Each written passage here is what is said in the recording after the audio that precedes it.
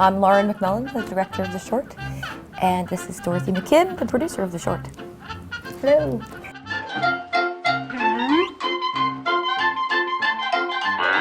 There was a company-wide initiative to sort of come up with ideas for their classic characters, and I immediately thought of the era of Mickey that I truly love, and the era of animation that I love, which is the 1928 Ub Iwerk style that's sometimes called rubber hose. Instead of actually showing that they have a wrist and an elbow, their entire arm would be a rubber hose.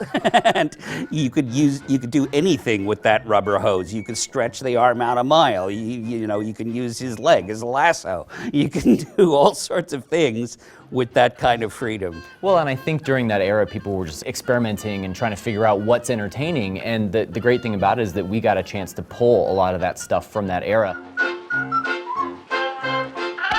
We know what the black and white Mickey looks like. What does the color Mickey look like? We didn't know what colors Walt would have wanted them to be. And so John Lasseter had a great idea to look at the company Christmas cards of that era, which were in color. And that gave us some good clues about what Minnie's dress might be back in the time, and that they secretly always wanted to have polka dots on her skirt. We realized that we wanted Walt Disney to be the voice of Mickey Mouse. And over the course of about 4 months, we went through all of the shorts dating from 1928 all the way up to 1946 and pulled every bit of his dialogue out. And there was one word that we couldn't find, and that was the word red. Walt never said, with Mickey, never said the word red.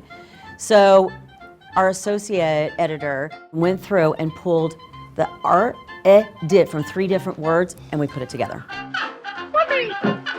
The first couple of minutes of the film is pure hand-drawn, pure 2D.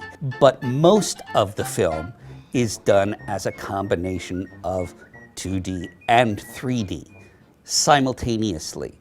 So what it meant was that our 2D animators and our 3D animators constantly had to reference each other back and forth throughout the course of a day, because there are things that you would have to encounter if Peg-Leg Pete is driving his car in the 2D space and he's looking down at Mickey in the 3D space. Both of their eye lines have to work. It's as if you're putting a puzzle together, but the shape of the puzzle pieces are constantly changing. It became this challenge that was difficult but fun, and ultimately we figured it out. Even though that we're hearkening back to like this 1928 era Mickey, the humor is timeless. A character falls on their face in 1928, still funny in 2014. Make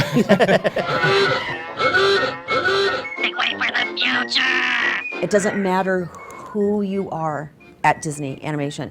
You can pitch an idea. And one of the most interesting things is when I did pitch this short with one image, which was basically a black and white Mickey and Friends with Mickey poking his shoe out into color, John Lasseter had never met me, and he greenlit it in the room.